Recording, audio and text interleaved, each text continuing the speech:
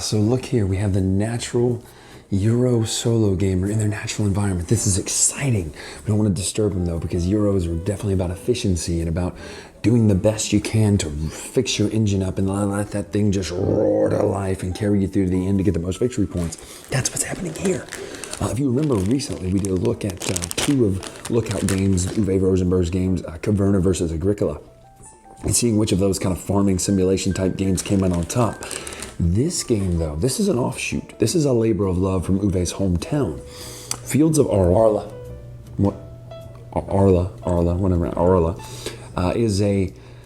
it's a labor of love. Obviously, it comes from the hometown of Uwe Rosenberg. So you're doing different things. You're feeding your family, but you're building tools and you're selling wool into coats and turning into coats and selling those coats and trousers and socks and jackets and all that kind of stuff for a profit, for points, all that kind of stuff. You're cutting peat, you're moving the dikes to where your land is no longer flooded. This game is a really interesting look. It does some unique mechanics as well as some different things when it comes to a worker placement game. But you notice something.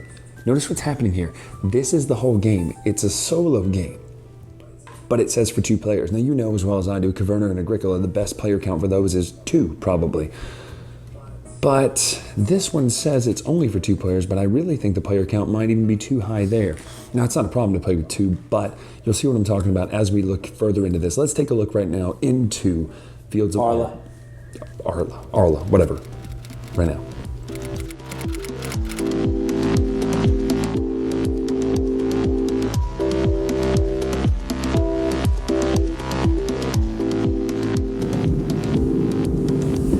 As you might be aware, farming simulations are some of my favorite games out there. And recently we just took a look at a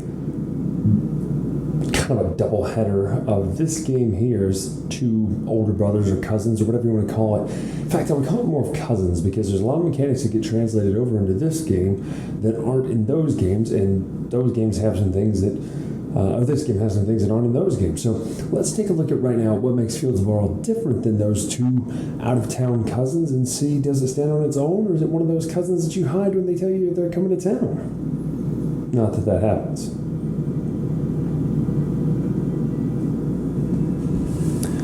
So if you're a fan of worker placement games like me, you'll notice this board seems a little bit familiar.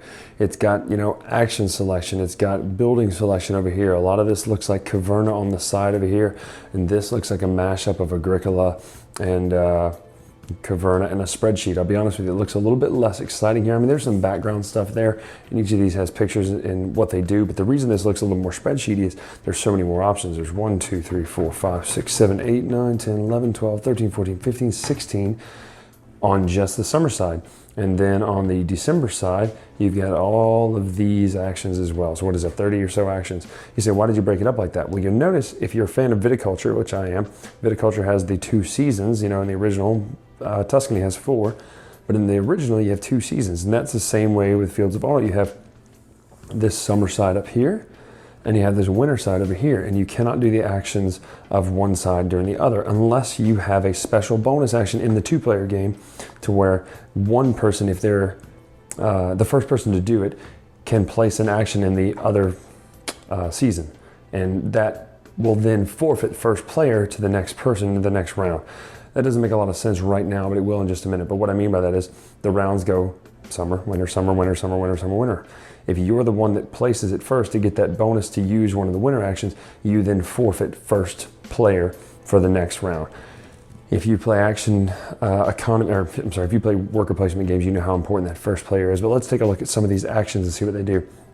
Here's an interesting one. So you'll see in the middle how these are kind of connected to these actions on the sides. These are the workbenches. This is your proficiency in a skill. These also provide victory points once you move up. You'll have a little icon on here to denote where you are on this. But let's say you want to use some of these, for instance. They'll say, like right here, clay is a clay worker. It's 1 clay per shovel. So you'll start with 3 shovels, which means when you do this action, you'll take 3 clay. And let's say you want to get up here to where you can get 6 clay per action. You'll take the master action, which improves your workbench per workbench. I'm sorry, it improves your actions. It lets you improve these actions per workbench. Well, you start with 2 workbenches. So what this means is, let's say you put your action here. You will then bump up 2 of these. You'll pay the cost for whatever it is to bump it up. Here's the little tip that it tells you in the instructions. If you do this first, if you bump up your workbench number first by paying 2 clay, you can then immediately this turn get that extra one and pretend you had 3 the whole time. So if you pay the 2 clay, you'll be able to upgrade 2 more things. So maybe you pay wood to upgrade your axes, because this is also the same kind of thing. It's 1 wood per axe you have, so you can get 4 wood versus that. And you'll see the ones they're attached to, because it's kind of just matches up with the art there. And so that's the different actions there. So up here's fisherman. This gets you food, 1 fish trap +1, and then amount of food per fish traps you have, same thing here. So these are very important. Your tools and your abilities in these different actions, it matters to, you know, kind of bump these up to get your actions better, because it does better things for you. We'll take a look at what the buildings do in a minute, but that's kind of the main thing. And you'll see these actions here. I'll show you what they do on the board here. Just remember these: Dyke Warden. Let's see, where's the other one about getting Peat Boatman, and then down here 1 building or imitate, and then 1 vehicle or peat boat. Those are important. We'll take a look at that right now. I want you to see the real estate that this takes up for 1 player. This is just 1 player right here. Now it says you can get rid of this board and just stack the things elsewhere, but this is a lot of real estate for 1 player. And for 2 player, obviously you'll just have 2 more of these 2 boards right here, this one and this one. What's really great is the instructional nature of the setup. So each of these little faded things in the background is something that starts the game on those spots. So you'll start with 5 food for, I believe that's cotton, 3 flax, 2 fur, 1 of those, and 0 of this food. So you start with 2 little things of food. And this is where you keep track of resources. There are no chits or tokens for the resources. You just keep track with a little counter on these. I think that's a pretty smart way. And the further you go up the track, they're worth victory points, which is a pretty neat thing as well. So I'll lay out the start and show you what everyone starts with. So this is now the starting setup once everything is placed out. You'll have 4 peat cubes. Here's the only thing I didn't mention. There's 4 black peat cubes.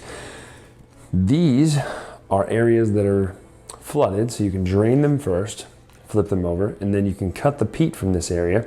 Once you do that, you'll notice these cost you -4 victory points. These cost you -1. Once you cut off for the peat from this location, you see the little squares, 1, 2, 3, 4. This just goes away, and now you have 2 extra spaces where you can build. The whole point of this game is you're just trying to get victory points. I mean, it's like any other Uwe game, but different. A few things are a little bit different. So instead of just, you won't plant food here like you would in Agricola and Caverna and let them just build and you pull one off. Instead, at the end of each round, you'll see a different type of harvest each summer and each winter. These will kind of go up. So for each of these grain fields you have, your grain will go up by 1 instead of, pulling 1 off. So it's a neat little way to keep track of that over here. Flax is there. These right here, these dikes, and what these do is when you free up a new section with all 3 across the top, you're basically receding the waters there. It's no longer flooded. Now these are available. Once you get all the way up to here, obviously these are worth -3 victory points, -1, -1, -1. Once you cover up all of these up here, you will now have all of this open, as well as, you don't lose the victory points for that. The rule is you can't move it.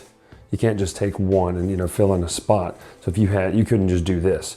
You'd have to take the least or the closest one and move it up like this, kind of 1 at a time. Then you would have to go 1 to 2 to 3 like that. And that's your home board. That's basically what it does. You can put new buildings out here. Let's take a look at some of these buildings right now. So interesting thing, the blue buildings, there's extras of. The yellow buildings, there's extras of. And the green buildings, there's extras of. These orange here are always set, and these red here are always set. They're the same every game. So you see what some of the buildings do right here. This is any animal per pottery wheel you have. You say, well, how do I know how many pottery wheels I have? It goes back to those tool lists right here. So pottery wheel is right here. So you would get any animal up to the number of your pottery wheel. That's what these different buildings do. You get a cow, and then you get 1 cow per peat cutting that you have. So you want to take this action and build it. And you say, how do you build? Well, that's right here, the carpentry action. When you have a lot of these peat sitting here, and peat is also good because it's useful for energy at the end of the game, and you can kind of see the rest of these how they work. Now these resources I didn't get them out, but I'll show you in the bag here. So the raw good is leather, right? Well, what you do is you take this leather, it's worth a victory point, and you get that right up here. I think you get it from you can either get it from the grocer or you can get it from the tanner right there. So 1 per every one of your animal hides you have down here, you can turn it into a nice leather. Leather itself is worth a victory point. Once you buy these wood or these tools down here, obviously having 0 tools there is worth -3 points. Once you buy a tool, you can then either, anytime, it's not an action, you can take one of these resources and it becomes that that Feast for Odin type game where you're fitting things into the slots that fit. So obviously one of these will fit in the slot. When you do that, you turn it over and it turns into leather clothing. This is worth 2 victory points instead. Or let's say you don't want to do that. Let's say you want to deliver goods up the town track. You see these victory points over here? How do you get those? You get them by traveling to these cities and selling them your wares. So let's say you want to travel to Lear. All you have to do is be able to sell one of these items and you get that amount of food. You can do all of them if you want, but let's say you want to sell to Lear. Well, to sell to Lear, you need a space of your tools and carts big enough to hold this. So this would actually fit here. When you do that, you can sell and get this amount of food. So let's say you sold one of each of the 3 goods, or it's any one of those goods, any one of the kind of the upgraded clothing goods. If you sell a cow, if you sell a bundle of cloth right here, and then lastly here, it's just 1 regular flax, you get the food listed below. When you do that, it instantly flips over and you put it over here. Now check this out, the art on this is great. It shows a little road. Whatever you're covered to is how many victory points you get, whatever's showing there in the next one. So once you get all these going, it just makes this neat little road, which I think is excellent graphic design, and you just build it up until you get as many points as you can. And that's the game. You'll take your 4 workers, you'll put them out on the different actions, you'll take those actions, you'll get whatever they do, you'll eventually be able to move these things up here by taking the master action. You'll buy these vehicles for their cost listed here on the different costs, and you'll put them down here in your tool shed. The more vehicles you have, the more of these things you can do, which is not an action. Notice how that one fits there and this one fits here. If you can fit them both into actual spaces, you'll then be able to sell these both and flip them over and bump your track up further. Same thing with the clothing. Let's say you have one of these big guys right here, one of these giant carts. Well, then you can fit quite a few things in here. You can fit some clothing, you can fit, let's see, I think you can fit this in a small building. Yeah, you can fit this in a small location right there. So one thing I have to mention is the fact that there are cow meeples with the actual spots on them. Those are stickers that you can put on those meeples yourself if you want to. Of course I did. These represent a certain brand of cattle or breed of cattle from Uwe's hometown. They are probably not in Great Western Trail though. So here's how the harvest system works. I like this a lot because you're going to milk your animals here and then you're going to produce new animals here. The way this works is for every 2 sheep, you get 1 food. For every 1 cow, you get a food. Basically, you're milking your animals. Each of your hexes or your squares produce over here. Your forest will give you a wood, flax fields will give you 1 of those, and grain fields will give you 1 of these. You will notice that these are worth victory points, so you definitely want to make more of those, and you do that right here with the forestry action. Anyway, this is a big game. There's a lot to talk about, but here's where the flax comes in. So right here, you'll notice you pay 3 food. You have to also pay 2 energy. Now this means if you don't have food, you can pay a grain or an animal, or if you don't have peat, you can pay wood. You have to pay your food or your peat first, and then you can kind of move down to these things here. For the winter months, this is like old school Uwe husbandry right here. Every 2 animals you have in an area, you produce a baby one of those. For every 1 sheep, you get 1 wool. Every 4 sheep, you get 2 wool. 6 sheep, you get 3 wool. So that's actually a weird metric right there for how many sheep you have to get wool. But your wool is how you spend wool, obviously right here, to turn wool into this, the more refined wool, which then you take the refined wool, which is worth 2.5 victory points, and turn it into 5 victory point. I'm sorry, you take where's the 1? Oh my goodness, 1 victory point, and turn it into 2.5 point coats. So wool coats are worth more. And I think the last one over here that's worth more is the shirts. So they're worth 2 as well. So 1 to 2. And you get those by turning flax into shirts. And that is how the game is played. It's just, it's big, it's thinky. It's a farming simulation. So I think the question then becomes, okay, if you have these, do you need this one? And well, no, I don't think you need it. And that's the thing. If you're an Uwe fan like me, you're going to want to get it just for completionism. I'm missing a few, Orlabora and Loyang and Glass Road. I'm missing a few of those, but of the big trilogy here, Le Havre, Caverna, and Agricola, how does Fields stand up? How does it stack up against these two? Now, you'll know I just did a video between these, kind of duking it out between the Agricola and Caverna, and which one should you get? Where does this one fit in, though? Because this is like I said in the intro, this is that cousin, right? And we all have cousins. Some of us have those cousins, and when you find out they're in town, you're like, oh, dear God, we've got to hide. We can't let them know we're home, or they're going to sleep on our couch, right? There are those cousins, and there are some other cousins where you're like, man, oh, this is awesome. This cousin's coming to town. We got to hang out, right? I think this is more that cousin, right? I think it's more the cousin of we got to hang out, because think back. In the days of old, if you wanted to entertain yourself, you would play solitaire with cards. Then the Nintendo came out and things like that. You would play these solo games. You would play Mega Man, of course, because that's awesome. You would then, regress and progress at the same time to playing solitaire on your computer. And then, lo and behold, this world of solo board gaming opens up. Here's what I mentioned. Fields of Arle is for 2 players. It's a 2-player solitaire game is what it is. The only interaction you have is just blocking someone else of an action. But like I said, there's the imitation action, and there's that way to kind of move around them if you go in winter during the summer phase. So there's ways to really get around that, and that's the only interaction there is. So really, you're playing one-on-one solitaire games, which is not a problem. Don't get me wrong, that's not a bad thing. But just know that going in. So is Fields of Arle as good as these two when it comes to farming simulations? Absolutely. It does some things that the others don't do. That whole turning your raw goods into clothing and then selling those raw goods to, go further on the track to journey to Essen or to journey to wherever else the other cities you could go to. I like that. I like that a lot, turning raw goods into stuff. Farming simulations to me are the most fun when you get to do the most realistic type farming stuff, cutting peat, draining the swamp, all that sort of stuff, draining those areas to where you can cut more peat to get that peat to feed your family energy. You use it for energy to burn it, to heat your home, and then you feed your family. Your cows and your sheep produce milk in this game. I think that's awesome. I think this is a really cool way to do harvesting. You pay 3 food no matter what, period. Because it's not about feeding your family. It's not about Agricola. You're not in the 1700s feeding your family, starving to death. You're not a cave farmer trying to dig down deeper into the earth. Yeah, that's right. And try to find, minerals and rubies and all that stuff.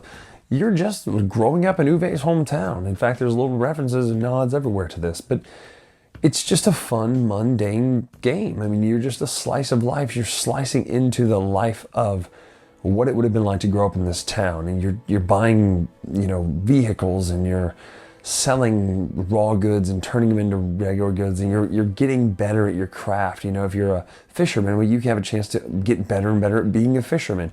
If you are, a carpenter, you have a better chance of getting better at being a carpenter. And I love that master action, because it really does feel like you can excel in a certain area. The problem with these games, and all of them, is that, and it's my fault, is I want to do too much. And that's not a problem with the game, that's a problem with mastering the game. These are not games that you're going to sit down and master, especially this one. I feel like the difficulty scale of Fields of Arle is a little bit harder than some of these. And that mainly is because you are playing that solo game. You're trying to be the most efficient you can. And I think it really just turns that up a notch. And so, should you get Fields of Arle if you have the other two? Maybe not. But if you're looking for the best solo experience, I think Fields of Arle is the one. It's a really good brain-burning experiment to see how well you can efficiently farm. And I love it. I think that's such a cool idea. So if you don't mind having some more games that are in a similar vein, check out Fields of Arle. If you do, then grab one of these. Or if you don't have these and you like the idea of a farming simulation and you don't have anybody to play it with you, that's the one. So that's it for the latest retro this time. This is Brian Drake. Make sure to follow me on Twitter and check out the rest of the reviews and things on the Dice Tower. We'll see you next time.